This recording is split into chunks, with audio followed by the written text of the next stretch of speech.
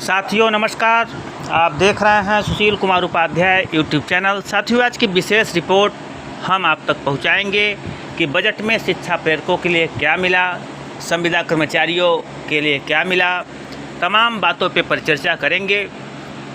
क्या जानकारी आ रही है, देश के विभिन्न प्रांतों से शिक्षा प्रेरकों का संघर्ष किस तरफ से चल रहा है, क्या वास्तव में सरकार इनके प्रति संवेदनशील है। जो देश में लाखों की संख्या में निष्कासित साक्षरता कर्मी हैं, आंगनवाड़ी कार्यकर्ता हैं, पंचायत मित्र हैं, पंचायत सहायक हैं, किस तरह से विपक्ष इनको लगातार घेर रही है।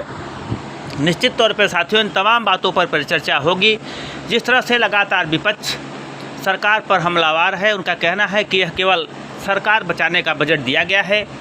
क्या जानकारी आ रही है, किस तरह से विपक्ष द्वारा मुद्दे को लगातार तूल दिया जा रहा है, तमाम बातों पर साथियों हम परिचर्चा करेंगे। इसी कड़ी में उत्तर प्रदेश के साक्षरता कल्याण समिति के प्रदेश अध्यक्ष सत्यवान वर्मा का बड़ा बयान सामने आया है। उन्होंने कहा है कि यदि इसी तरह से आप लोगों का सहयोग रहा तो बहुत जल्द हम शिक्षा प्रेरकों को सफलता दिलाएंगे। उन्होंने कहा कि आर पार की लड़ाई में देश के और प्रदेश के सभी भाई बहनों प्रेरकों का सहयोग के लिए हम धन्यवाद देते हैं। अभी तक उत्तर प्रदेश से 5 सदस्यीय टीम दिल्ली जाने वाली थी, परंतु अब सभी के सहयोग को देखते हुए उत्तर प्रदेश से 7 एवं बिहार से 2 लोग, मध्य प्रदेश से 1 लोग, महाराष्ट्र से 1 लोग, इस प्रकार कुल 11 सदस्यीय टीम दिल्ली पहुंचेगी।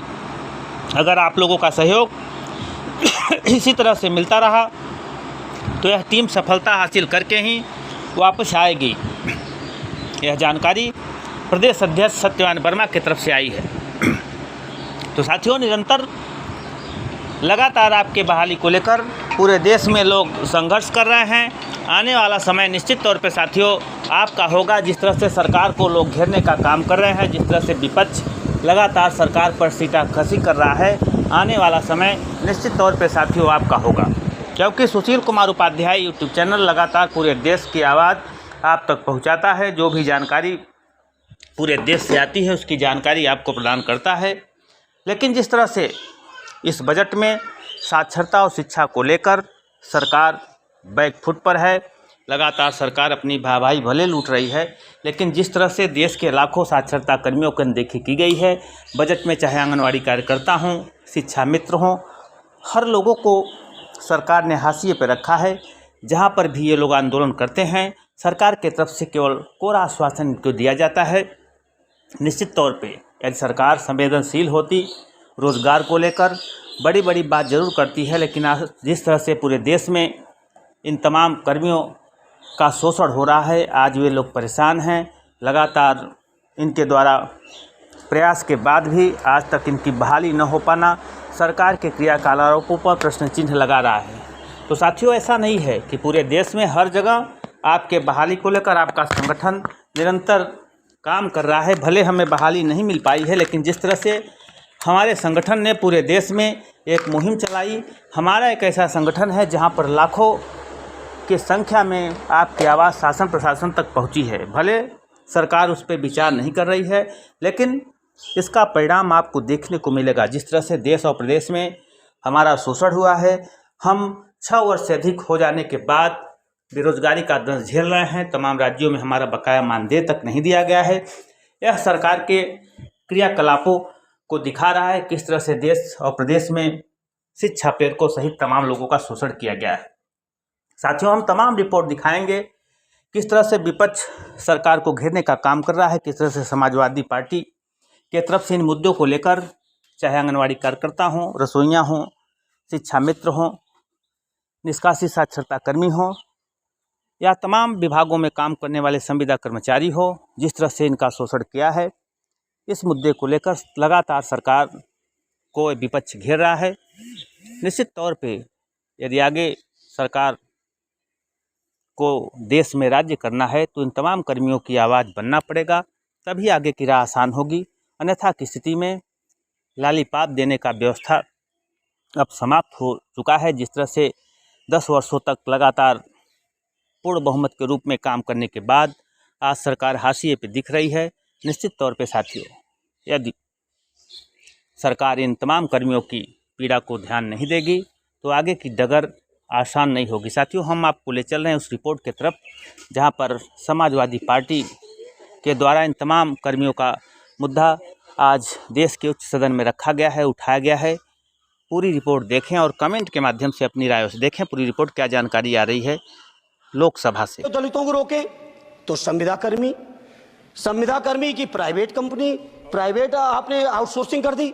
आउटसोर्सिंग के कारण से देश के सारे दलित, सारे पिछड़े, सारे आदिवासी आपकी सेवाओं से बाहर हो गए। उनके पास कोई कानूनी हक नहीं। तो ये जो आरक्षण को खत्म करने के तरह तरह के जो आप लोग षड्यंत्र अपना रहे हो, इस षड्यंत्रों को देश का जनमानस पूरी तरह से जान भी चुका है, पहचान भी चुका है। और इसीलिए उत्तर प्रदेश से तो आपको कर ही दिया है बाहर, देश से भी बाहर जल्दी करेंगे और हमारे साथी मिलकर दूसरे प्रांतों से भी बाहर करेंगे। इसी तरह सभापति महोदय, हम मांग करते हैं, आप सोचिए उत्तर प्रदेश अकेले के अंदर, देश के हालात मुझे नहीं पता और बदतर होंगे, अकेले उत्तर प्रदेश में 1000 से ज्यादा शिक्षा मित्र आत्महत्या कर चुके। सभापति महोदय, कोई सरकार के कान पे जू नहीं रेंग रही है। किसान आत्महत्या कर रहे हैं, इन्हें कोई मतलब नहीं। अनुदेशकों को तनख्वाह नहीं मिल रही है समय से, कोई मतलब नहीं। आंगनबाड़ी महिलाएं परेशान हैं, इनको कोई मतलब नहीं। सभापति महोदय, आपकी आशा बहुएं, आपकी ये रसोईया महिलाएं, आपकी आंगनबाड़ी, पंचायत सहायक, रोजगार सेवक, मैं समझता हूं सभापति महोदय यहां बैठे हर सदस्य के पास इनके क्षेत्रों का ये डेलीगेशन जरूर मिलता होगा और मांग करता होगा कि कम से कम हमारा मानदेय बढ़ाया जाए, हमें स्थायी किया जाए। सभापति महोदय, इसके लिए सभापति महोदय मेरी पार्टी के किसी भी मेंबर से हम नंबर कम कर लेंगे, टाइम, मेरा टाइम बढ़ा दीजिए, बढ़ा दीजिए, कोई भी मेंबर हमारे लिए दे देंगे टाइम, हम लोग देते। इसलिए सभापति महोदय, इन सभी समस्याओं के लिए मैं आपसे कहना चाहता हूं कि इनका समाधान करिए, और नहीं समाधान करेंगे तो अभी तो बैसाखी पे बन गए, बिहार और आंध्रा को पैकेज देखे फिर देश में कितने राज्यों को पैकेज दे पाओगे। अरे वित्त मंत्री जी, उत्तर प्रदेश से आते हो, इतना भी हक नहीं कि पूरे बजट भाषण में एक बार उत्तर प्रदेश का नाम आ जाता। इतना अयोध्या से नफरत हो गई, अयोध्या से अवधेश जी क्या जीत गए, आप लोगों को इतनी नफरत हो गई कि एक भी उत्तर प्रदेश का एक बार भी नाम नहीं आया। सभापति महोदय, इसे मैं आज इस मौके पर सभापति महोदय देश के गरीबों, किसानों, नौजवानों, व्यापारियों, बुनकरों सभी की ओर से कहना चाहता हूं, ये बजट देश विरोधी बजट है। कुछ समस्याओं के लिए सभापति महोदय संवेदनशीलता के साथ मैं कहूंगा सरकार को विचार करना चाहिए। श्रद्धेय नेताजी जब रक्षा मंत्री थे, उन्होंने व्यवस्था दी थी कि देश के अंदर जो भी सैनिक शहीद हुए हैं उनको ससम्मान उनके घरों पे जाके राष्ट्रीय सम्मान के साथ उनकी अंत्येष्टि हो। मैं उन्हीं की परंपरा को आगे बढ़ाते हुए एक और मांग करता हूं सभापति महोदय कि जो हमारे शहीद जिनकी अंत्येष्टि स्थल जहां कहीं भी बना हो, जिस भी परंपरा से बना हो, अरे आपको कुछ नहीं पता है, अरे यही तुम्हारे सैनिकों के लिए यही तुम्हारा भाव है। सभापति महोदय,